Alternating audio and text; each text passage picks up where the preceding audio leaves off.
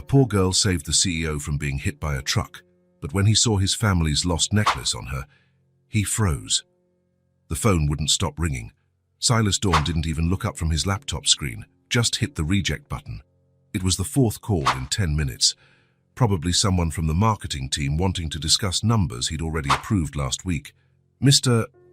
Dawn? His assistant's voice echoed through the intercom. I'm not available for anyone, Sarah. But it's about the meeting for... Reschedule. Silence. Silas returned to typing, his fingers dancing across the keyboard with the precision of someone who had made work their only reason for existence. At 32, he ran one of the biggest tech companies on the West Coast.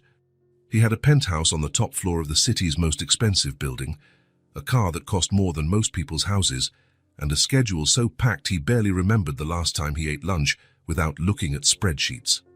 The clock was nearing 7 in the evening when he finally closed his laptop. The office had been empty for hours. Even Sarah had left, leaving only a note on his desk. The folders you asked for are in the archive. Good night, Mr. Dawn. Silas put some documents into his leather briefcase and walked to the elevator. The mirror on the doors reflected his image, an impeccable suit, hair always in place, tired eyes that showed no emotion. It was exactly the image he cultivated. Controlled, distant, efficient. The street was busy for a weekday. Cars sped by, people hurried along the sidewalks, each immersed in their own world. Silas crossed the first intersection without looking, his mind still processing the financial reports he had just reviewed. Perhaps that's why he didn't see the truck. The driver honked desperately. Tires screeched on the asphalt. Silas looked up just in time to see the metal grille heading straight for him, the headlights blinding him completely. That's when he felt the tug. Small hands grabbed the cuff of his trousers with surprising strength, making him stumble backward. The truck grazed past, so close that Silas felt the wind displaced by its body. "Hey! You almost became a pancake." Silas looked down, still in shock.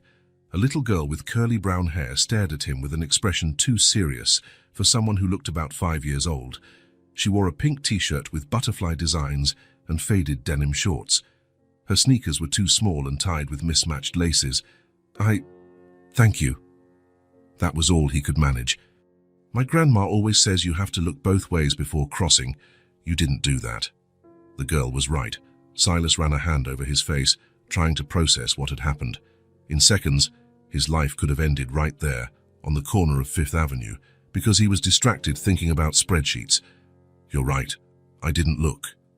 He knelt to be at her height. "What's your name?" "Josie." She shook her curls. "And you?" "Silas." It was at that moment that he saw it. Hanging around the girl's delicate neck was a simple necklace, a thin gold chain with a heart-shaped pendant. It wasn't just any heart. It was a specific heart, with a small crack in the middle and an initial engraved in the lower right corner. The initial M, the world stopped. Silas knew that necklace. He had bought it at a small jewelry store downtown when he was 16, with money he'd saved from working after school. It was a birthday present for his mother, Margaret Dawn.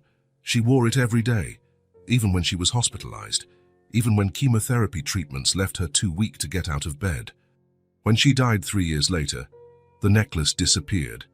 Silas searched every corner of the house, rummaged through every drawer, every nook. He thought a hospital employee or funeral home worker had taken it. It was the only thing he wanted to keep of hers, and it was gone. Now it was there, around the neck of a little girl who had just saved him from being hit by a truck. "Josie," he said, his voice rougher than usual. "That necklace, where did you get it?" She brought her hand to her chest, touching the pendant carefully. "My grandma gave it to me. It's my treasure." Her eyes sparkled. "Why? Do you like it?" Silas couldn't speak. How could he explain to a 5-year-old that she was wearing the only keepsake he had of his mother? How could he ask where her grandma had gotten it without sounding like a crazy person? "It's very beautiful," he finally managed to say. Josie's stomach rumbled loud enough for both of them to hear. She placed her hands on her belly and laughed. "I think I'm hungry. You want to get something to eat?" The question slipped out before Silas could think better of it. "As a thank you for saving me." The girl's eyes widened. Really? But I don't have any money. I'll pay. It's the least I can do. Josie bit her lower lip, thinking, my grandma always says not to go with strangers. Your grandma is right, but how about we stay somewhere public? There's a diner right there on the corner.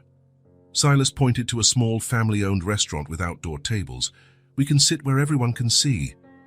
The girl looked at the diner, then at Silas, then at the diner again. Do they have chocolate milkshake? Let's find out. The diner was the kind of place Silas would never normally frequent. The tables had red and white checkered tablecloths. The menu was handwritten on a chalkboard, and the smell of burgers mixed with French fries dominated the air. But Josie seemed enchanted. Wow, look at all these options. She pointed to the menu as if she was seeing a treasure. And they even have strawberry milkshake. Silas ordered a simple burger for himself and a chocolate milkshake with fries for Josie. She insisted it was her favorite combination in the whole world. So, Josie, he began when the food arrived, do you live nearby? Not too far. My grandma and I live in a little house. She dipped a French fry into her milkshake, which made Silas wrinkle his nose. Grandma Martha always says our house is small, but it has a lot of love. Martha is your grandma's name. Martha Ray. She's the best grandma in the whole world. Josie took a sip of her milkshake. She knows how to make the best pancakes and always tells me stories before bed. That's nice. You two must have a lot of fun together. We do. We have a tiny garden with flowers. Grandma Martha teaches me all their names. Josie swung her feet under the table. And she always says that every flower is special in its own way, just like people. Silas smiled for the first time in a long while. There was something about Josie's simplicity and joy that made him forget, even for a few minutes, the world of pressure and responsibilities that surrounded him. And you? Have you always lived with your grandma? Since I was very little. Josie shrugged, as if it were the most natural thing in the world. Grandma Martha says some families are different, but they can all be happy just the same. Your grandma sounds like a very wise person. She is. She always knows what to say when I'm sad or scared. And she makes the best cookies in the world too. Josie ate a few more fries. She says life is like a garden. Sometimes some plants grow in different ways, but they can all be beautiful. The simplicity and wisdom behind the girl's words impressed Silas. He had grown up in a world where everything had to be perfect, where there was no room for differences or imperfections. Josie, on the other hand, seemed to accept life exactly as it was. And this necklace, he returned to the subject that most intrigued him, trying to keep his voice casual. Did your grandma tell you anything about it when she gave it to you? Josie touched the pendant again, tenderly. She just said it was very special, and that now it was mine. She smiled. It was for my last birthday, the best present I ever got. Silas felt a pang of frustration. Josie clearly knew nothing about the necklace's origin. Martha would be the only person who could answer his questions. You don't know how long your grandma has had this necklace? I don't know. Grandma Martha has many beautiful things kept in a special box. She always says they are treasures. Josie finished a few more fries. Why are you so interested in my necklace? Do you have one like it? The girl's direct question caught Silas off guard. For a moment, he considered telling the truth, but how could he explain such a complex story to a 5-year-old? It reminds me of someone very special, he finally said. That's cool. So our necklaces are special for different reasons, Josie smiled. Grandma Martha always says that special things find their way to the right people. Silas needed to meet Martha. He needed to know if his intuition was correct, if there truly was a connection between his mother and Josie's grandmother. But he couldn't just show up at their house without a plausible explanation. Josie, I was thinking, do you think your grandma would be upset if I went to thank her personally for you saving me today? After all, if it weren't for you, I could have been seriously hurt. The girl tilted her head, thinking, I don't think so. Grandma Martha likes it when people are polite and say thank you, and you were very polite to me. She finished her milkshake and wiped her mouth with a napkin. Do you want to go now? If you don't mind, and if your grandma isn't busy. She's never too busy to meet new people. Grandma Martha always says meeting different people makes life more interesting. Josie hopped off her chair. Let's go, she'll be so happy to meet you. Silas paid the bill, and they left the diner together. Night was falling, and they walked through the streets until they reached a neighborhood very different from the city center. The houses were smaller, closer together, and many needed repairs. There were no manicured lawns or expensive cars in garages. It was a simple place where people lived with what they had. Josie walked beside Silas, chattering about her grandma's garden flowers, about the book she was learning to read, and about how she liked to help prepare dinner. "So Grandma Martha says I'm a great helper in the kitchen. I can crack eggs without getting shells in the bowl," she said proudly. "That's very important," Silas replied, genuinely impressed by the girl's confidence. "It's right there." Josie pointed to the end of the street. "Our house." Silas looked in the direction she indicated and saw a small, simple house. The yellow paint was faded and peeling in some places. The white fence needed a fresh coat of paint, and the front garden, though well-maintained, was small and modest. Even so, there was something welcoming about the place. Warm light in the windows and the smell of homemade food in the air. "Are you nervous?" Josie asked, looking at him with curiosity.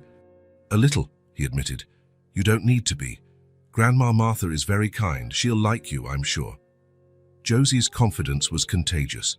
Silas wondered when was the last time anyone had shown such certainty about him as a person, not as a CEO or successful businessman. "It's that one," Josie pointed to the small house. Silas could see the silhouette of a woman moving in the kitchen through the window.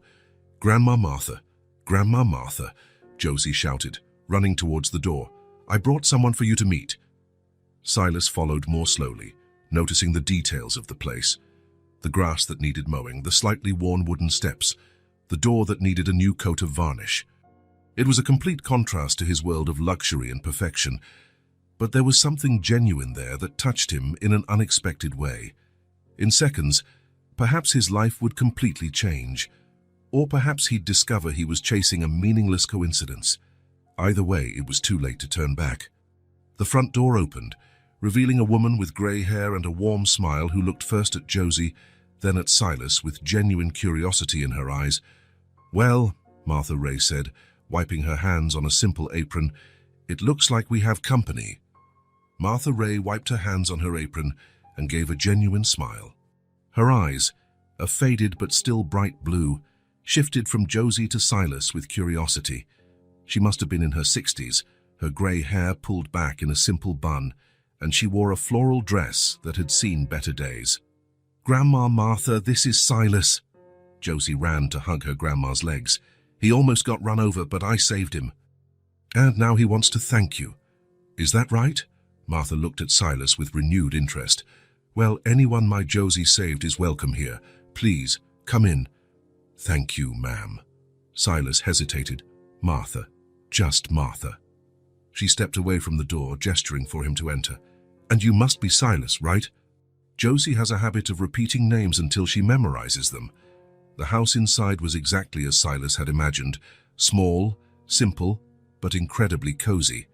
The living room had an old but comfortable sofa, a few colorful cushions scattered about, and photographs of Josie covering almost every available surface. The smell of cinnamon and something baking in the oven filled the air. "Please, have a seat." Martha pointed to the sofa.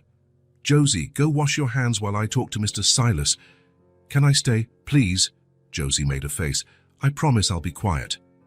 "You can stay, but no interrupting." Martha sat in the armchair opposite the sofa, her hands clasped in her lap. "So tell me what happened." Silas quickly recounted the near accident, how Josie had reacted quickly and pulled him away from the truck. Martha listened attentively, nodding at times. "Our Josie has always been smart like that." She looked at her granddaughter with pride. "Since she was little, she observes everything around her and acts when needed. Isn't that right, dear?" Josie nodded, clearly happy with the compliment. "I really don't know how to thank you," Silas continued. "If she hadn't acted so quickly." "No need to thank me. Josie did what any decent person would do." Martha smiled. "But I'm glad you came here. It shows you have good character." Silas looked at Josie, who was playing with the necklace, and felt his heart pound. It was now or never. "Actually, Martha, there's something that made me very curious." He tried to keep his voice casual. The necklace Josie is wearing. It caught my eye because it's very similar to one I knew a long time ago. Martha followed Silas's gaze and noticed he was looking at the heart pendant around her granddaughter's neck. Oh, that necklace. Her expression softened, almost melancholic. It's truly special, isn't it? Josie told me you gave it to her. Yes, for her last birthday. Martha reached out to Josie, who came closer and leaned against the armchair's arm. It belonged to a patient of mine, one of the most special I ever had the privilege of caring for. Silas's heart nearly stopped. Patient. I'm a retired nurse, Martha explained simply. I worked for years caring for sick people in their homes, especially in their last moments of life. Silas swallowed hard. And this patient who had the necklace? A beautiful woman, inside and out. She was fighting a very aggressive cancer.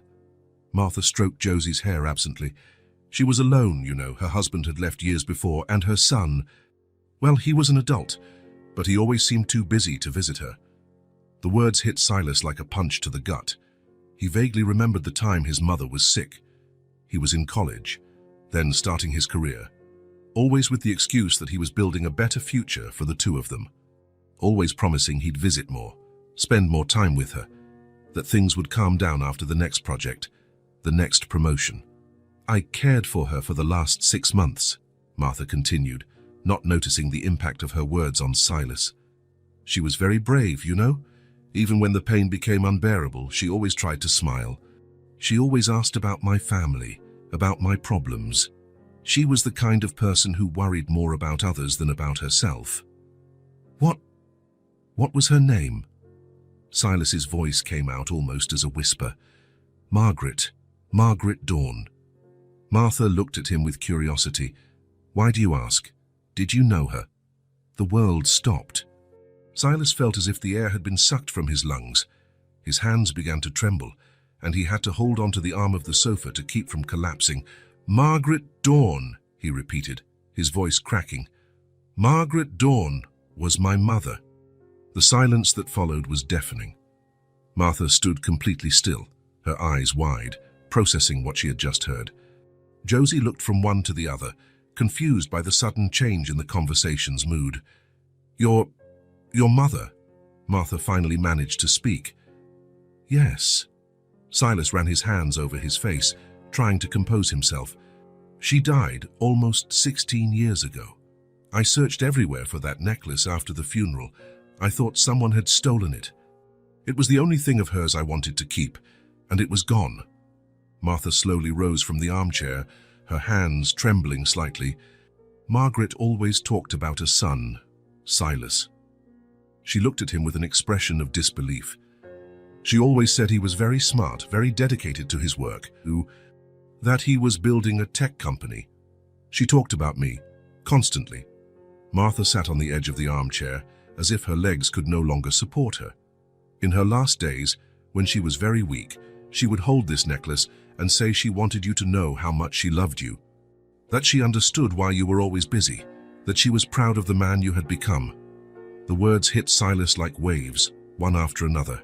He closed his eyes, trying to hold back the tears that threatened to fall. She said that. Every day. Martha leaned forward. On her last day, she gave me the necklace. She said she wanted me to keep it for someone special, someone who needed to know they were loved. I never imagined I'd meet you one day. Josie, who had been silent throughout the conversation, finally spoke. So your mum's necklace became my necklace, and you're the son of the lady Grandma Martha took care of. Silas looked at her and, for the first time since he'd arrived, smiled through his tears. Looks like it, Josie. Martha stood up and walked to Silas. For a moment, he thought she was going to ask for the necklace back, and he didn't know if he could bear to lose it again. But instead, she placed a gentle hand on his shoulder. Your mother was an extraordinary woman, she said softly. And from what I'm seeing, she raised an extraordinary son, too. I wasn't a good son, Silas murmured. I was always working, always too busy to... She never said that, not once, Martha interrupted firmly.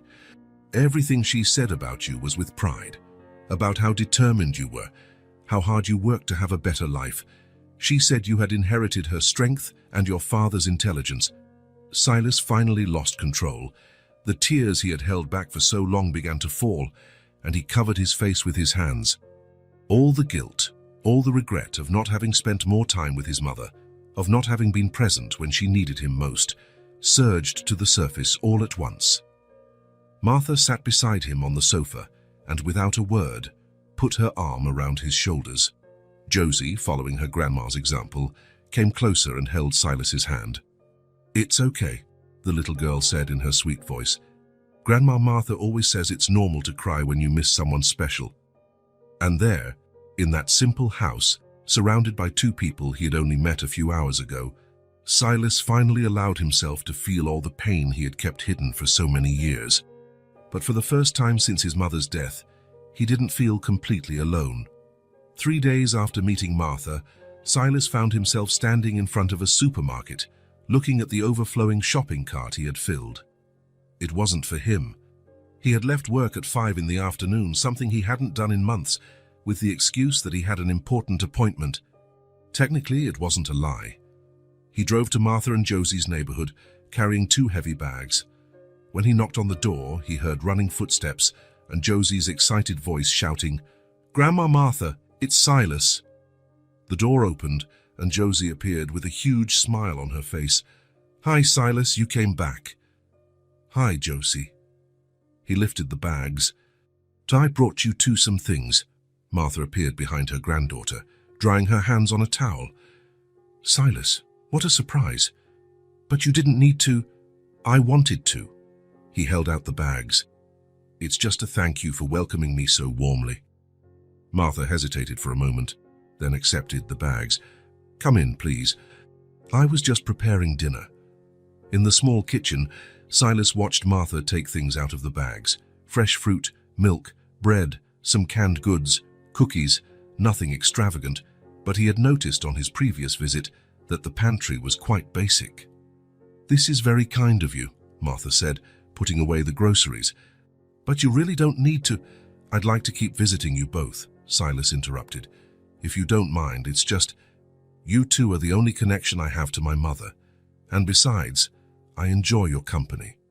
Josie jumped into the chair next to him. "I want you to come over all the time. Can you teach me that card game you talked about?" "Of course I can." And so began a routine Silas never imagined he'd have. 2 or 3 times a week, he would leave work early and go to Martha and Josie's house. He always brought something: food, flowers for the garden, or small gifts for Josie. In the second week, he noticed the kitchen faucet was dripping. "How long has it been like that?" he asked. "A few months," Martha replied, distracted as she prepared dinner. "The neighbor said he could take a look when he has time. I can try to fix it now, if you have some basic tools." Martha stopped what she was doing. "You know how to fix faucets?" Silas laughed. "To believe it or not, before I had money to hire people, I used to fix everything in my apartment myself." Half an hour later, the faucet was working perfectly. Josie was impressed, turning the water on and off several times. "Wow, you're so smart, Silas. Anyone can learn to do this," he said, washing his hands. "It's just a matter of practice." The following week, it was the squeaky door hinge, then a burnt-out light bulb Martha couldn't reach. Small repairs that were simple for Silas, but made a huge difference in the house. "You're doing so much for us," Martha said one evening, while Josie played in the living room. "I don't know how to thank you." "You don't understand," Silas replied, looking out the kitchen window at Josie, who was drawing on the floor. "I spend all my days in meetings, dealing with numbers and spreadsheets. Here, for the first time in years, I feel genuinely useful." And it was true. In that simple environment, without the constant pressure of work, without having to impress anyone or maintain a perfect image, Silas felt more himself than he had in a long time. He could sit on the floor with Josie to play. He could help Martha in the kitchen.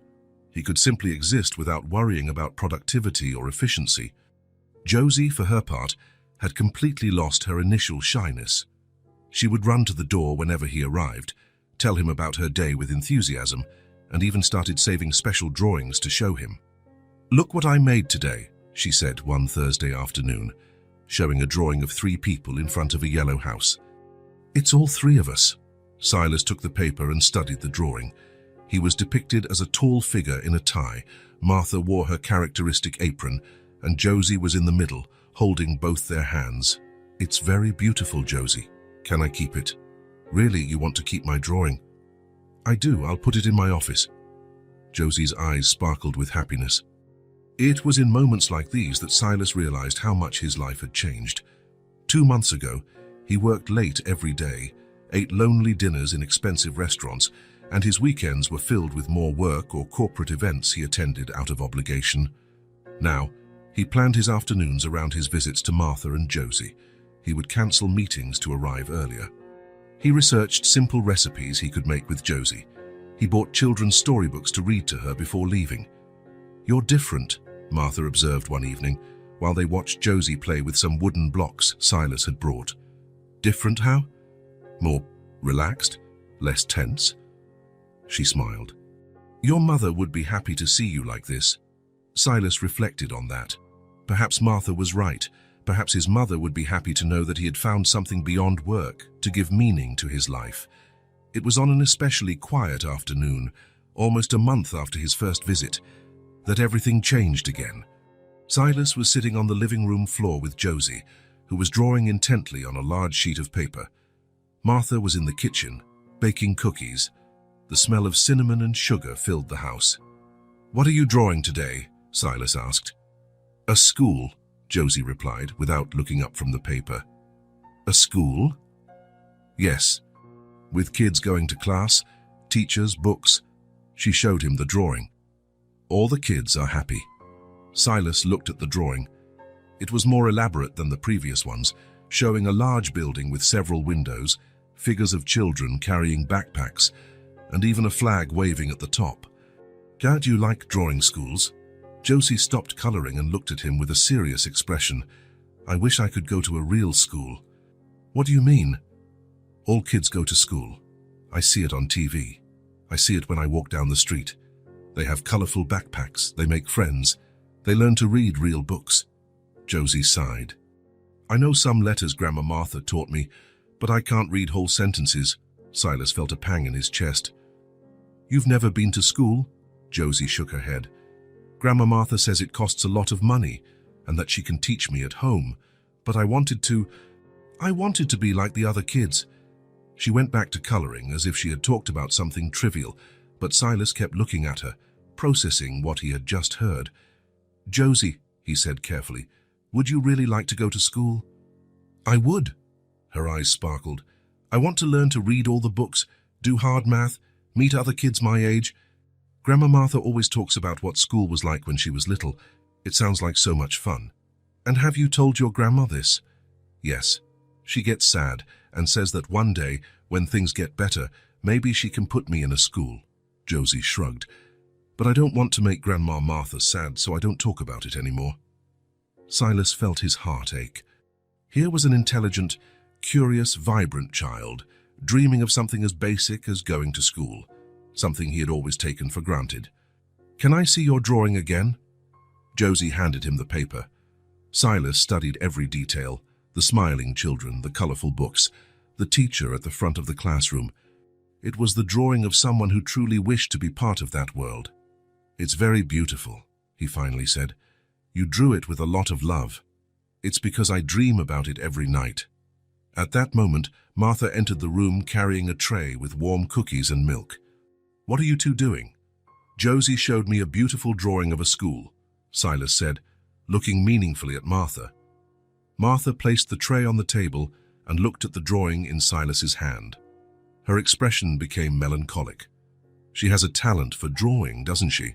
"A lot of talent." Silas chose his words carefully. "Martha, can I speak with you in the kitchen for a minute?" Martha nodded, and they went to the kitchen while Josie continued drawing. "Did she tell you about wanting to go to school?" Silas asked in a low voice. Martha sighed and leaned against the sink. "It's her biggest dream.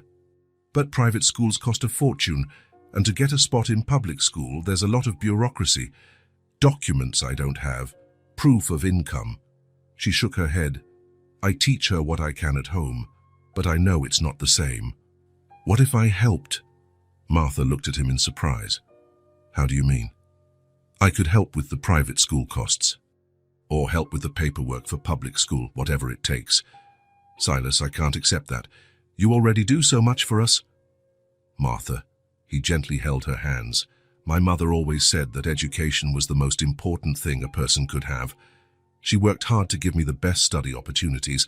To let Josie grow up without going to school would be a betrayal of her memory. Martha was silent for a long moment, her eyes welling up. Are you sure? Absolutely. Let me look into the options. I'll call some schools in the area tomorrow. Martha hugged him impulsively. Thank you. You don't know what this means to me, to her. When they returned to the living room, Josie had finished another drawing. This time, it was 3 people walking together towards a large building. That's us going to school, she explained cheerfully. Will you take me on the first day? Silas looked at the drawing, then at Josie's hopeful face, and felt a determination he hadn't felt in a long time. Of course we will, Josie. Of course we will. That night, driving back home, Silas couldn't wipe the smile off his face. For the first time in years, he had a goal that went beyond profits and business expansion. He was going to help an extraordinary child achieve her simplest, most fundamental dream, and somehow he knew his mother would be proud. Silas was helping Josie with a 100-piece puzzle when he heard a noise in the kitchen. It wasn't a loud sound, just the clatter of something falling to the floor, followed by a muffled groan. Grandma Martha. Josie looked up, worried. Silas quickly stood up and went to the kitchen. Martha was leaning against the sink, her face contorted in pain, a broken cup at her feet. Martha, what happened? It's nothing, she tried to smile, but the pain was evident. Just a twinge. It'll pass. But it didn't pass. Silas subtly watched her for the rest of the afternoon and noticed how slowly she moved, how she would occasionally pause to take a deep breath, how her hands trembled slightly when she thought no one was looking. It wasn't the first time. In the past 2 weeks, he had noticed signs. Martha looking more tired than usual, losing weight, sometimes too pale. When he asked, she always said she was fine, just tired from old age. But Silas knew those signs. He had seen them in his own mother. Martha, he said when Josie went to the bathroom, you need to see a doctor. I don't need a doctor. It's just a bit of tiredness. This isn't tiredness. Martha looked at him with an expression that mixed irritation and fear. Silas, I know you worry, but... Another groan of pain interrupted her. This time she bent forward, clutching the right side of her back. That's it. We're going to the hospital now. I can't leave Josie alone. Josie's coming with us. Martha tried to protest, but the pain was too intense. Silas helped her sit on the sofa while explaining to Josie that they were going for a little ride to make sure Grandma was okay. In the car, Martha was quiet, breathing with difficulty. Josie, in the back seat, held her grandma's hand through the space between the seats. Does it hurt a lot, Grandma Martha? No, dear, just a little discomfort. But Silas saw in the rearview mirror how tense Martha's face was, how she squeezed her eyes shut whenever the car bumped. The nearest hospital was a large, busy building. Silas parked in the emergency bay and helped Martha out of the car. She could barely walk straight. I need a wheelchair over here, he called out to an employee. The wait in the emergency room felt endless. Josie was restless, asking when they would leave, if Grandma was okay, if she could buy a snack from the vending machine. Silas tried to distract her with games and conversation, but his attention was completely focused on Martha. Finally, her name was called. I'm going with her, Silas said, standing up. Are you a relative? Silas hesitated for a second. I'm her son. The nurse didn't question it. Martha was too weak to correct him. In the consultation room, the doctor asked a series of questions about her symptoms. How long had she been in pain? Did the pain radiate to other places? Had she lost weight? Did she feel nauseous? Martha answered reluctantly, minimizing everything. But when the doctor asked how long the symptoms had started, she was silent for a long moment. A few months, she finally said. A few months. Silas looked at her incredulously. Why didn't you seek help sooner? Martha didn't answer. The doctor ordered a series of tests: blood, X-ray, ultrasound. During the hours that followed, Silas stayed in the waiting room with Josie, who had finally fallen asleep in one of the uncomfortable chairs. When Martha returned from the tests, she was even paler. "The results will be ready in a few hours," she said, sitting heavily next to Silas. "Why didn't you tell me you'd been feeling unwell for months?" Martha looked at Josie, who was sleeping, before answering. "Because I know these signs, Silas. I've taken care of sick people my whole life. I knew what it could be, and I didn't want to worry Josie. But you could have gotten treatment sooner. You could have... With what money?" Martha's voice was harsher than usual. "Do you think I didn't want to get help? Tests are expensive. Treatments are expensive. I can barely pay the basic bills." Silas felt like he'd been punched. During all those weeks visiting their home, helping with small repairs and bringing food, he had never realized how serious Martha's financial situation was. "Martha, I could have helped. I can help now. I know, and I'm grateful for everything you do for us, but it's not easy for me to accept charity. It's not charity, it's family taking care of family." Martha looked at him with tear-filled eyes. "You truly have become family to us, haven't you?" Before Silas could answer, the doctor appeared in the waiting room. "Mrs. Martha Ray, can we talk about the results?" Back in the consultation room, the doctor got straight to the point. "The tests show a tumor in the pancreas. Given its size and location, I'm concerned it's an advanced stage cancer." The world stopped. Silas heard the words, but for a moment couldn't process their meaning. Cancer. Advanced stage. The same words he had heard about his mother 15 years ago. "How much? How long?" Martha asked, her voice almost a whisper. "It's hard to say for sure without more tests. But if it's what I suspect, perhaps a few months, maybe a year if she responds well to treatment. And the treatment, chemotherapy, possibly surgery, depending on how the tumor responds. But I need to be honest. In cases like this, treatment is more about controlling symptoms and providing quality of life than about curing." Silas felt tears start to fall before he even realized he was crying. He tried to control himself, but the emotion was too strong. The idea of losing Martha, of seeing Josie go through what he had gone through when he lost his mother, was unbearable. "Silas," Martha reached out to him. "I'm sorry." He wiped his face with his hands. "It's just, I've been through this before. With my mother." The doctor watched them with compassion. "I'll give you a few minutes to process the information. When you're ready, we can discuss treatment options." When they were alone, Martha held Silas's hand. "Don't cry for me." "How can I not cry? I just found you. Only now do I understand what it's like to have a real family, and now you're going to have to be strong for me, for Josie." Silas nodded, trying to compose himself. "Biggs, we're going to fight this. I'll pay for the best doctors and the best treatments. We'll do everything possible." "Silas, no.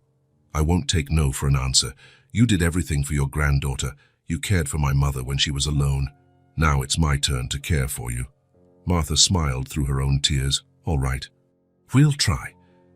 They returned to the waiting room, where Josie was still sleeping. The doctor explained that Martha would need to start treatment as soon as possible, that there would be hospitalizations, chemotherapy sessions, many difficult days ahead. It was almost midnight when they finally left the hospital. Josie had woken up but was too sleepy to ask many questions. In the car, she just asked if Grandma was better now. "I am, dear," Martha replied. "The doctors are going to help me get well." When they got home, Silas helped Martha settle on the sofa while Josie brushed her teeth. The girl was clearly too tired to grasp the seriousness of the situation. "Josie," Martha called when the girl returned from the bathroom. "Come give Grandma a goodnight kiss." Josie ran to hug her grandma. "Will you be better tomorrow?" "I'll be a little better every day," Martha said, kissing the girl's forehead.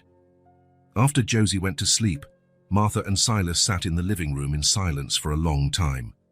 "Silas," Martha finally spoke, "I need to ask you something. Anything. If something happens to me, do you promise you won't leave my granddaughter alone?" Silas looked at her, seeing the fragility in her eyes. "Martha, you're going to be fine. The treatments will... Promise. The seriousness in her voice made Silas understand that she needed to hear that promise. She needed to be sure that Josie would be safe, no matter what happened. "I promise." Martha sighed with relief. "There are things you need to know about Josie, about our family. You don't need to talk about that now." "I do. 'Cause if I get too weak to speak, you need to know the truth." Silas leaned forward, paying attention. "Josie has a mother, Evelyn, my daughter. I thought, you always talk as if it's just the two of you." "Because it is. Evelyn abandoned Josie when she was born." Martha's voice turned bitter. "She was 19, she was scared. She said she wasn't ready to be a mother. She left the baby with me and disappeared." Silas was in shock. "She never reappeared." "Never. Not a letter, not a call. As if Josie didn't exist." Martha wiped a tear. "Josie doesn't know this. She thinks her mother died when she was a baby. I never had the courage to tell her the truth." "Why?" "Because it's easier for a child to deal with death than with abandonment. Death is no one's fault. Abandonment, a child always thinks it's their fault." Silas thought about how Josie talked about family, how she never questioned her mother's absence, how she naturally accepted that it was just her and her grandmother. "And where is Evelyn now?" "I don't know. Last I heard she was living in another city, but that was 2 years ago." "Did you try to contact her?" "Once. When Josie turned 4, I thought maybe she had changed, matured, but she made it clear she didn't want anything to do with her daughter." Martha leaned forward, taking Silas's hands. "If something happens to me, Josie will be alone in the world. The system will try to find Evelyn, and maybe she'll agree to take Josie just to receive some government benefit. But she doesn't love this child. Never did. And you want me to?" "I want you to protect Josie, whatever it takes. She deserves a family that truly loves her." Silas felt the weight of the responsibility Martha was placing on his shoulders, but when he thought of Josie, her joy, her innocence, her colorful drawings, the decision was automatic. "I promise, Martha, I will protect Josie. I won't let anything bad happen to her." Martha hugged him, and Silas felt how fragile she was, how much weight she had lost in the past few weeks. "Thank you," she whispered. "Now I can focus on fighting this illness, knowing that, no matter what happens, my granddaughter will be safe." Silas hugged her back, silently making a promise not only to Martha, but to himself. He would do everything in his power to help Martha recover. But if the worst happened, Josie would never feel abandoned or alone. She would have a family. She would have him. As Silas drove home that night, the doctor's words echoed in his mind. A few months, maybe a year. But he refused to accept that sentence. Martha had cared for his mother with love and dedication. Now it was his turn to return that care. And no matter what happened, he would keep his promise. Josie would always have someone who loved her. Silas never imagined that making scrambled eggs could be so complicated. He was in Martha's kitchen at 6:30 in the morning, staring at the frying pan where the eggs had turned into a sticky, brown mess. Josie was sitting at the table, swinging her legs and observing his culinary efforts with scientific interest. "I think you stirred too much," she commented. "It looks like it." Silas turned off the stove and looked at the disastrous result. How about toast with jam? Grandma Martha always makes eggs very slowly, stirring just a little at a time. It was the 3rd day Silas was taking care of Josie, while Martha underwent her first round of chemotherapy in the hospital. The treatment would require 3 days of hospitalization, and there was no discussion about where Josie would stay. "I'll take care of her," Silas had told Martha when she tried to protest. "It's just for a few days." But a few days had proven more challenging than running a tech company. "It's all right, let's try again." Silas tossed the burnt eggs into the trash and got 2 more. "This time, you teach me." Josie hopped off her chair and dragged a stool near the stove. "First, you crack the eggs into a bowl, not straight into the pan. Grandma Martha always says it's easier to get the shells out if they fall." Silas followed the 5-year-old's instructions, feeling slightly ridiculous but determined to get it right. He cracked the eggs into the bowl, stirred them lightly, and poured them into the pan on the lowest heat. "Now stir very slowly, just a little bit."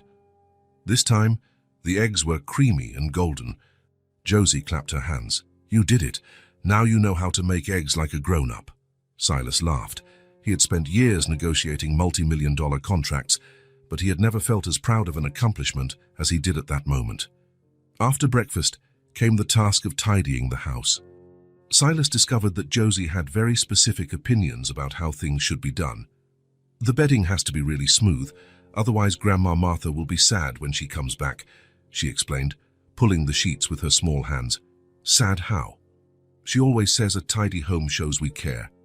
And she cares a lot about our home." Silas watched Josie carefully smooth the sheet, trying to imitate the movements she must have seen Martha make hundreds of times. There was something touching about the seriousness with which she approached these simple tasks. "Can I help you?" "Of course." "You take that side and I'll take this one." Together they made Martha's bed, then Josie's. Silas learned that the pillows had to be at specific angles, that Josie's teddy bear had a special place on the pillow, and that the curtains should be opened in a particular way to let in the right amount of light. "Grandma Martha says every house has its own music," Josie explained as she folded her little clothes. "And our music is happy, so everything has to be in the right place for the music to play beautifully." By late morning, Silas was exhausted in a way he had never experienced. It wasn't the mental fatigue of endless meetings or complex spreadsheets. It was a physical tiredness, but also a satisfying one. The house was clean, Josie was fed and happy, and he had managed to keep everything running. "Now we can play," Josie announced, as if it were a reward for a job well done. They sat on the living room floor with a box of puzzles. Josie chose a 50-piece one with farm animal designs. "This one is hard," she said, showing a piece with part of a cow. "But Grandma Martha always says that hard things get easier when you don't give up." As they put the puzzle together, Josie told stories about each animal. The cow was named Bessie and liked classical music. The piglet was mischievous and always ran off to eat apples in the orchard. The chickens had complicated names she had invented. "Where do these stories come from?" Silas asked, impressed by the girl's creativity. "From my head. Grandma Martha says everyone has stories in their head, but not everyone knows how to get them out." At lunchtime, Silas tried to make sandwiches. This time, Josie was his official assistant, passing him ham and cheese while he spread mayonnaise on the bread. "You're getting good at this," she said, taking a bite of her sandwich. "At first you were kind of bad at making food, but now you're almost like a real grown-up." "Almost?" "Grandma Martha puts love in the food. You're still learning to put love in, too." "How do you put love in food?" Josie thought seriously about the question. "I think it's when you make food thinking about the person who's going to eat it. Like, Grandma Martha always cuts my sandwich into 4 pieces because she knows I like it that way. Or when she makes heart shapes in the pancakes on days I'm sad." Silas understood. It wasn't about technique or skill. It was about attention, care, knowing the person you were cooking for. "Next time I'll put love in, too." "I'll teach you." In the afternoon, Josie dozed off on the sofa while Silas tried to work on his laptop. But he kept finding himself looking at her more than at the screen, the way she slept with her fist clenched near her face, how her hair fell over her eyes, how she occasionally smiled in her sleep. When she woke up, they went to the small backyard to water the flowers Martha cared for so dearly. "This one's my favorite," Josie said, pointing to a yellow rose. "Grandma Martha planted it when I turned 4. She said it would grow with me." "And has it grown?" "It's growing. Grandma Martha says the best things in life grow slowly."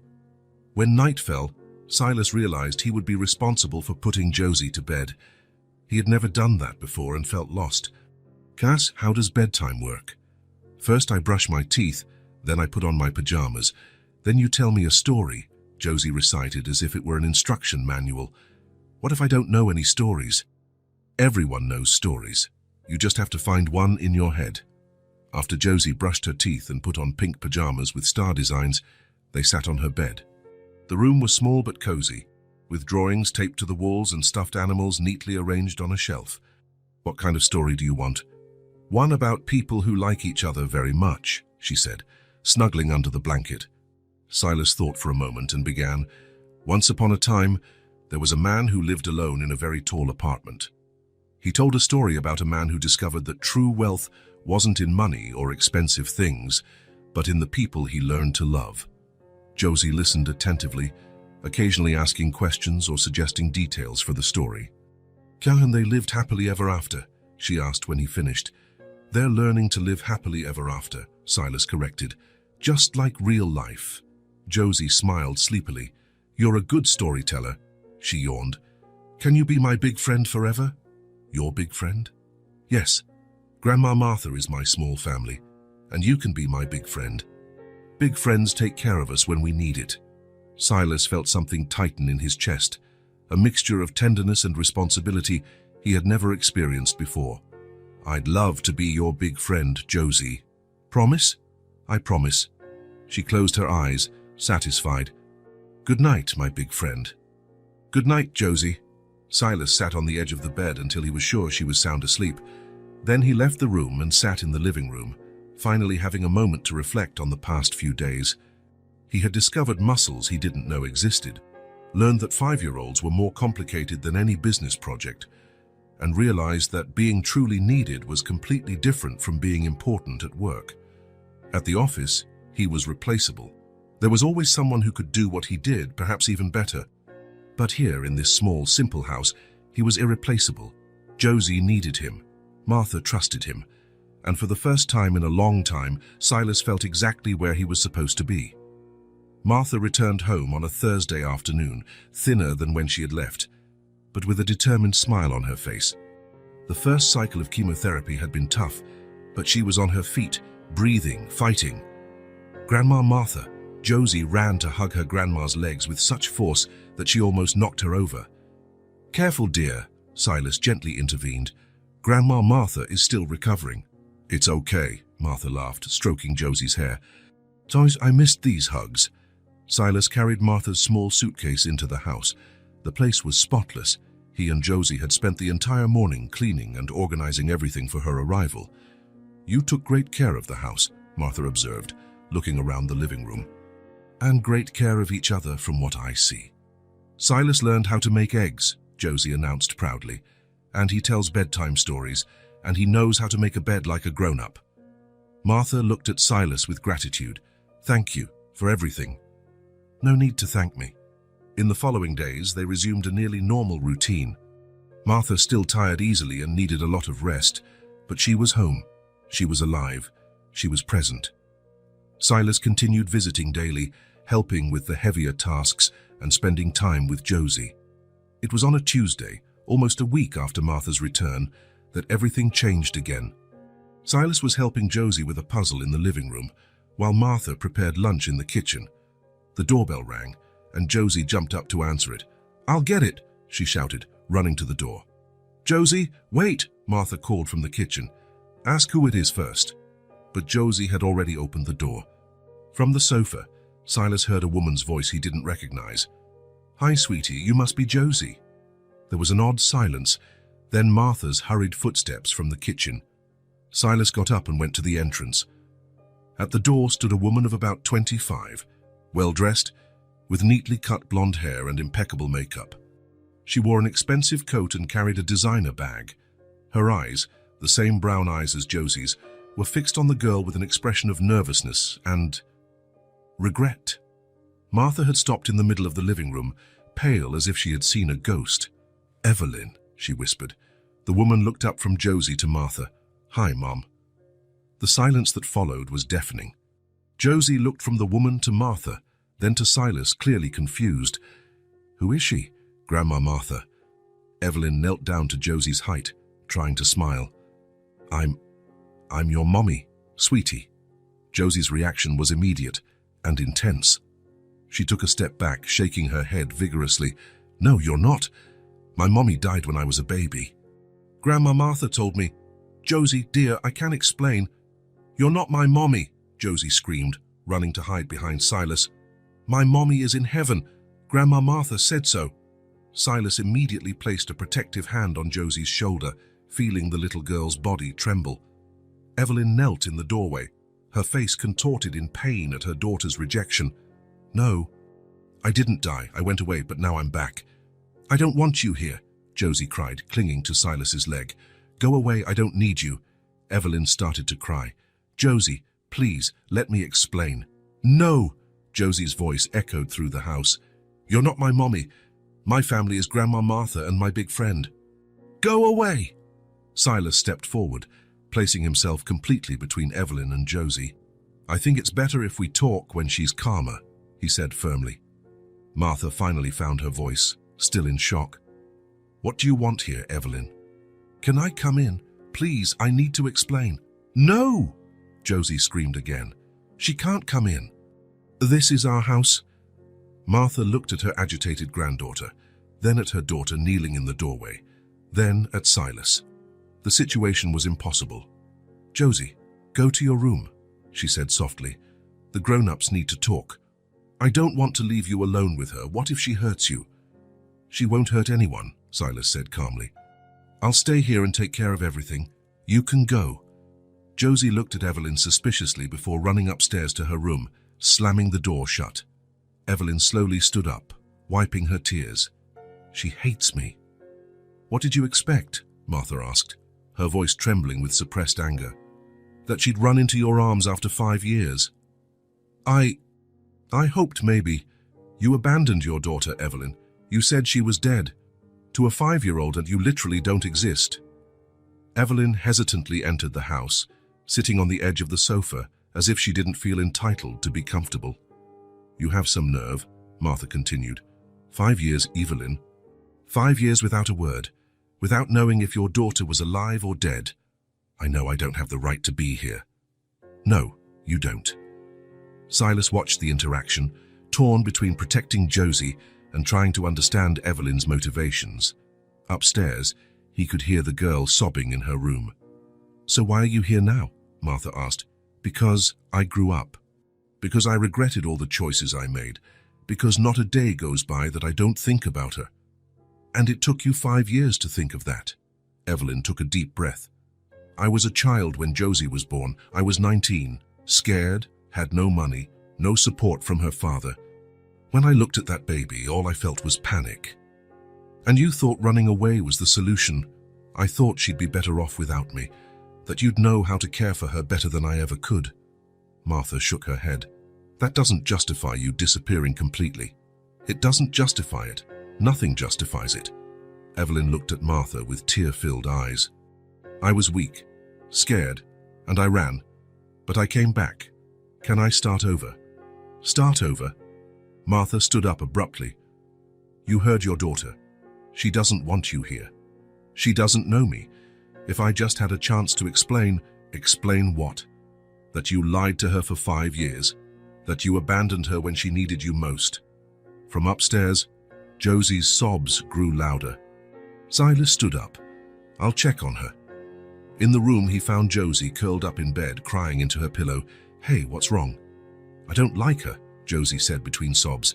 "I don't want a new mommy. I like my family the way it is."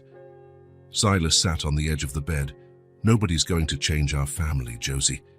The 3 of us will always be family." "But what if she wants to take me away? What if she doesn't like you and Grandma Martha?" "That won't happen. I promise." "How can you promise?" "Because I'll never let anyone separate our family. Remember, you're my responsibility now." Josie sat up and hugged him tightly. "I don't want a mom. I want you and Grandma Martha, and you'll have both of us forever." When they returned to the living room, Evelyn was still there, talking quietly with Martha. Josie immediately hid behind Silas again. "Josie," Evelyn tried again, her voice soft. "I know you're confused. I know it's a lot to take in all at once." "I'm not confused," Josie replied, her voice still trembling but determined. "I don't want you here." "I understand, but can I try to show you that I've changed, that I'm different now?" "No." "Josie," Martha gently intervened, "how about you go draw a bit while we finish talking? I don't want to leave you alone with her." "I'll stay here," Silas reassured her. "I won't leave the room." Reluctantly, Josie picked up some paper and colored pencils, but sat on the floor very close to Silas, clearly on guard. "What exactly do you want, Evelyn?" Silas asked. "I want to get to know my daughter. I want to be a part of her life, if she'll let me. I want to be the mother I should have been from the beginning." "I already have family," Josie said without looking up from her drawing. "I don't need anyone else." The words hit Evelyn like a slap, but she didn't give up. "Where have you been all these years?" Martha asked.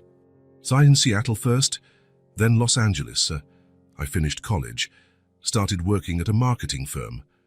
I got married last year." Evelyn paused. "My husband knows about Josie. He's the one who encouraged me to come back." "How convenient. Now that your life is settled, you remember you have a daughter." "It wasn't like that. I always knew. I always carried this guilt.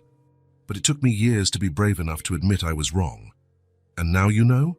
Josie suddenly asked, her voice carrying an impressive sarcasm for a 5-year-old. "I'm learning. I'd like to learn with you, if you'll let me. I don't want to teach you anything. I want you to go away." Evelyn was silent for a long moment, clearly hurt but trying to compose herself. "I understand why you don't like me.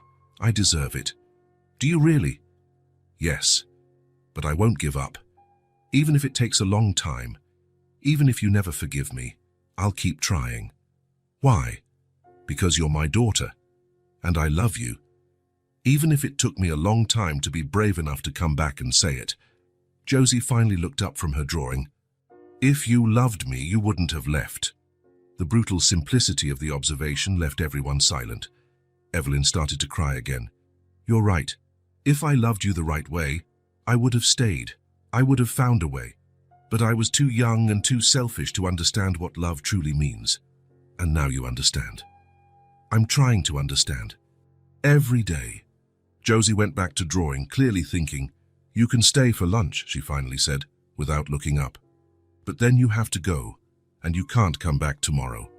Martha and Silas exchanged surprised glances. It was a small step forward, but a step forward nonetheless. "Thank you," Evelyn said softly. Lunch was extremely tense. Josie answered Evelyn's questions in monosyllables, when she answered at all. When Evelyn asked about school, Josie was emphatic. "Silas is going to put me in a school. He really takes care of me. I wanted to take care of you too." Too late. After lunch, Evelyn prepared to leave as promised. Can I come back next week?" "No," Josie replied immediately. "Josie," Martha gently intervened, "how about she just comes back for a quick visit?" "Why, she already left once. She'll leave again." Evelyn knelt down to Josie's height. "I promise you, if you give me a chance, I'll never leave again. Never again." "Everyone says that." "Then they change their mind." "I won't change my mind. How can I be sure?" "You can't be sure. I'll have to prove it to you one day at a time." Josie thought for a long moment. "If you come back, you have to bring something useful. Not toys, useful things." "Like what?" "Food for Grandma Martha. Or tools for Silas to fix things. Things that help our family." The specificity of the request surprised everyone. Josie didn't want gifts to win her affection. She wanted Evelyn to prove her worth by contributing to the existing family. "Okay, I'll bring useful things. And you can't stay too long, an hour at most." "Okay. And if I tell you to leave, you leave." "No arguing." "Okay," Josie nodded, as if closing a business deal. "You can come back on Saturday. For 1 hour." Evelyn returned on Saturday, bringing groceries for the pantry and a small toolbox for Silas. Josie watched everything with critical eyes, clearly evaluating whether Evelyn was upholding her part of the agreement. During the visit, Josie kept her distance, but at least she didn't ask Evelyn to leave before the agreed time. "You can come back next week," she said when the hour was up. But still, only for 1 hour. Slowly, the visits became a strange routine. Evelyn would come, bring useful things, try to talk to Josie, help Martha with small tasks, and leave when told. Josie gradually started answering her questions with more than one word. Then she started showing her drawings. Then she allowed Evelyn to help with the puzzle. "She's trying," Martha admitted one evening, after Evelyn had left. "Do you think she's sincere?" "I think so. And Josie is starting to accept it, even if she doesn't admit it." It was true. Silas had noticed small changes. Josie had stopped hiding behind him when Evelyn arrived. She had started to occasionally include her in conversations, and once he had seen Josie keep a drawing that Evelyn had praised. "Aren't you afraid?" Martha asked. That she'll want to take Josie away. I am, but I also see how Josie is handling it. She's not falling in love with Evelyn. She's evaluating whether Evelyn deserves to be part of our family. Our family, Martha repeated softly. That's what we are, aren't we? 2 weeks later, Silas arrived for his usual visit and found Martha and Evelyn sitting at the kitchen table, talking quietly while Josie drew in the living room. May I interrupt? Of course, Martha said. We were talking about the future. Silas sat down, cautious. And did you come to a conclusion? Evelyn spoke first. I want to be a part of Josie's life, but I understand that you two are her family now. I don't want to take that away from her. I want to join you if you'll let me. What do you mean? I want to help financially, emotionally, in whatever way is needed. I want Josie to have the best possible education, the best medical care, all the opportunities I can offer. But I want her to continue living here with you if that's what makes her happy. From the living room, Josie's voice could be heard. I heard everything, and I have one condition. She appeared in the kitchen doorway, serious as a small executive. If you want to be part of our family, you have to promise one thing. What? You have to promise that you will never, ever try to take me away from here. This is my home. Grandma Martha and Silas are my family. If you want to be family too, you have to accept that. Evelyn looked at her daughter, seeing the determination in her small eyes. I promise. This will always be your home. They will always be your primary family. Josie nodded, satisfied. Then you can start coming twice a week instead of once, but you still can't stay too long. There was no instant forgiveness. The conversations between Martha and Evelyn were still weighted with years of hurt. Josie still treated Evelyn with careful caution, more like a person earning her right to be there than as a mother. But there was something more important. There was hope, and room for a family to grow in ways none of them had imagined possible. "Ursa, my big friend," Josie said to Silas the next night, "do you think families can be different sizes?" "What do you think?" "I think so. And I think ours is getting a little bigger, just a little bit, but it is." And perhaps that was exactly what was happening. A family rebuilding itself, one person at a time, one promise at a time, with great care and much love. Josie woke up before her alarm clock.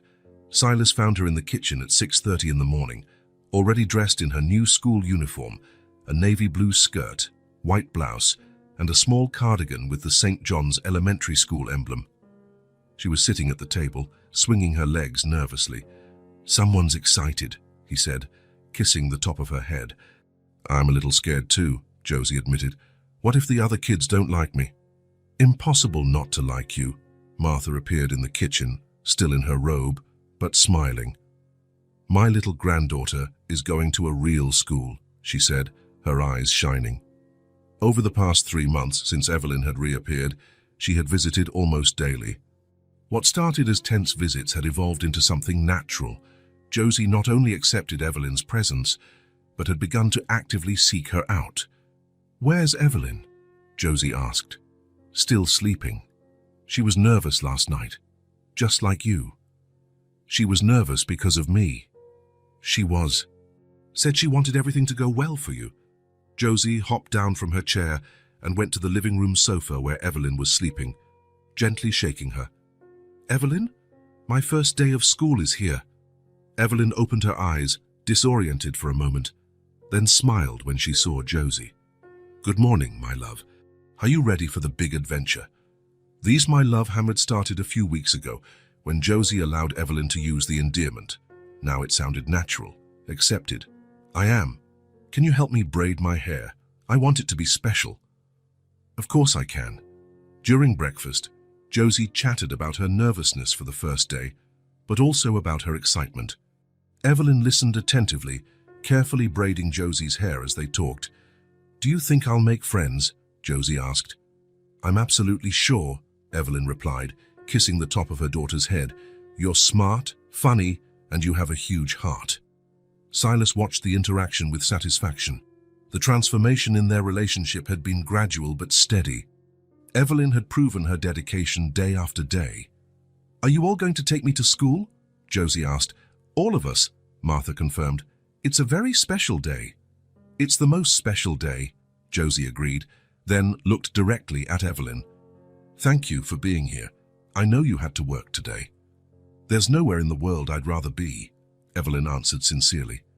St. John's Elementary School was a red brick building with a large playground and well-kept gardens.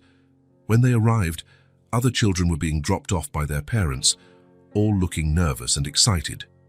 Silas held one of Josie's hands, and to his surprise, she extended the other to Evelyn. "Can you two take me together?" "Of course, sweetie," Evelyn said, emotional to be included. Martha walked beside them, watching with shining eyes. In the past few months, she had seen her daughter truly change, mature, transform into the mother Josie deserved. At the door of the kindergarten classroom, they were greeted by Teacher Helen, a middle-aged woman with a warm smile. "You must be Josie," she said, kneeling to the girl's height. "I'm so excited to have you in my class." "I'm a little nervous," Josie admitted. "That's normal. But look at how many new friends you're going to make." Teacher Helen showed Josie the room, the colorful little tables, the reading area with cushions, the art supplies organized on low shelves. "This is your spot," the teacher said, showing a small table with Josie's name tag. "And this is Sarah, who will sit next to you." Sarah was a curly-haired girl who waved shyly at Josie. "Hi," Josie said, still holding Silas's and Evelyn's hands. "Hi, I like your uniform." "Thanks, my mom made my hair special for today," Josie said, touching the braids Evelyn had done. It was the first time Josie had referred to Evelyn as "my mom" in front of other people. Evelyn felt her eyes well up with tears of joy. "I think it's time for us to say goodbye," Teacher Helen said gently.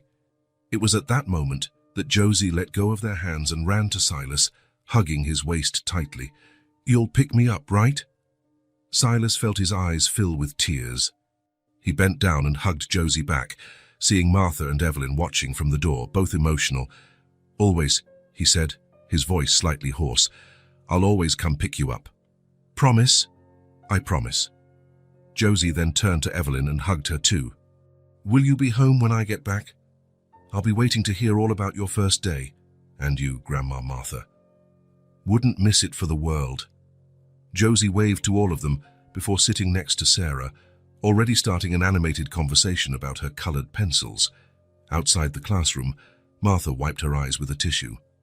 "She's grown so much," she murmured. "Aren't she so happy?" Evelyn added. "You two worked miracles with her." "We all did," Martha corrected, looking meaningfully at Evelyn, "especially you, in these last few weeks." "I still can't believe she called me Mom in front of the teacher." "You earned that right," Silas said, "one day at a time." The first weeks of school established a wonderful new routine. Silas picked Josie up every afternoon at 3 o'clock, and she always ran into his arms full of stories. But now Evelyn was always there too, and Josie equally divided her attention between her two favorite grown-ups. "Today I learned about primary colors," she recounted one afternoon, sitting between Silas and Evelyn in the back seat of the car. "And I drew a family with 4 people. 4 people?" Evelyn asked. "You, Silas, Grandma Martha, and me." "Teacher Helen said my family drawing was beautiful. She asked if you two are married." Josie giggled. "I said no, but that you're the best parents in the world anyway." Silas and Evelyn exchanged a glance in the rearview mirror. They had developed a natural partnership in caring for Josie. "And what else did you learn?" Silas asked. "That families come in all different kinds. Sarah lives with just her dad. Tommy lives with 2 moms.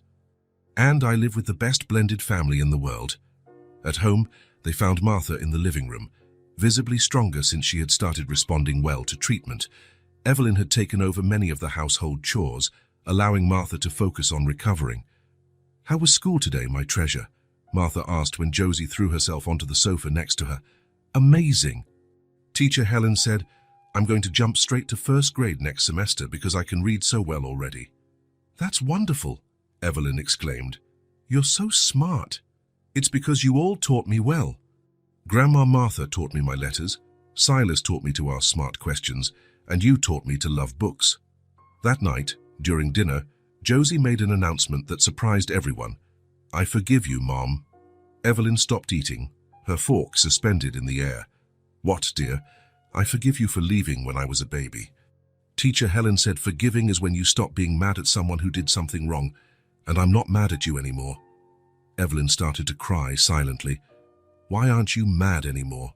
Because you came back, and because you really love me now, and because you take care of Grandma Martha too, and because you make Silas smile. Josie paused. And because I love you too. It was the first time Josie had said, I love you to Evelyn. The reaction was immediate. Evelyn stood up and hugged her daughter tightly, openly weeping. I love you so much, Josie.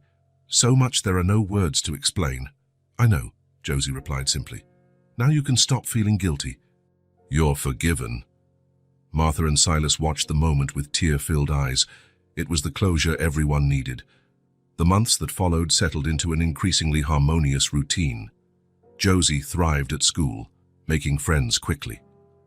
Martha continued to respond well to treatment. Evelyn had become a constant and beloved presence.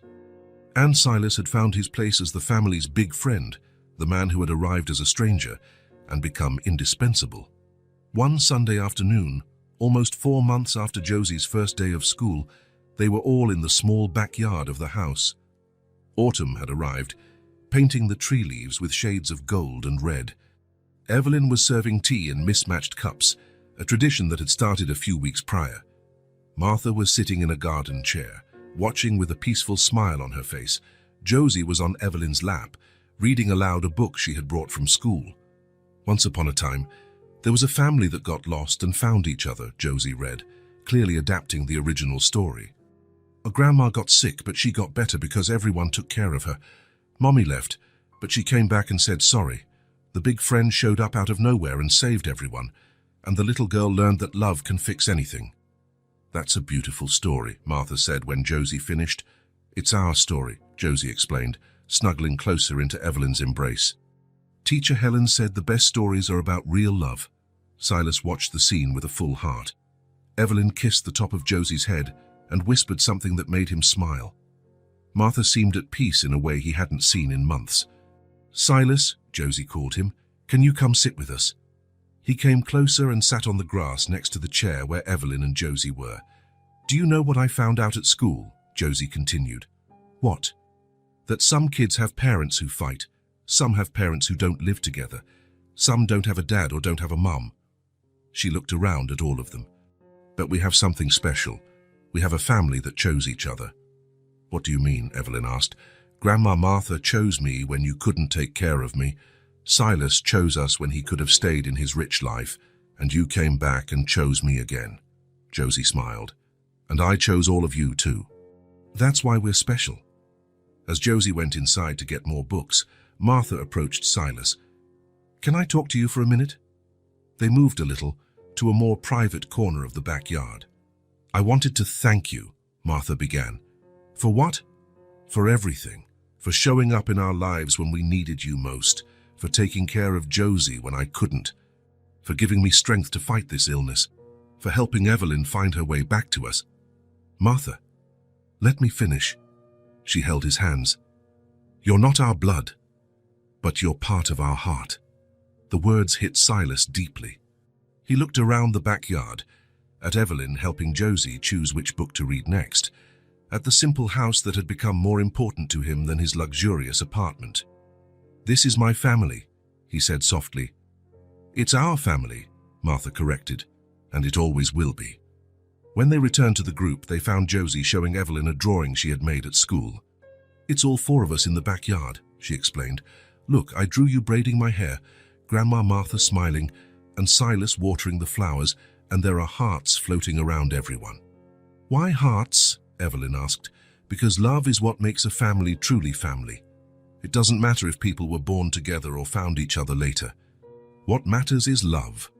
Silas sat beside them on the grass, accepting a cup of tea from Evelyn. Josie immediately snuggled between him and her mother, as if it were the most natural thing in the world. Can I ask a question? Josie said. Of course, they all replied at the same time, making her giggle. Do you think we're going to be together forever? Silas looked at Martha, who despite her illness was getting stronger every day. He looked at Evelyn, who had transformed into the mother Josie deserved. He looked at Josie, the extraordinary girl who had changed all their lives. Forever, he answered with certainty. Promise. We promise, Evelyn said, kissing her daughter's head. We promise, Martha agreed. I promise, Silas confirmed.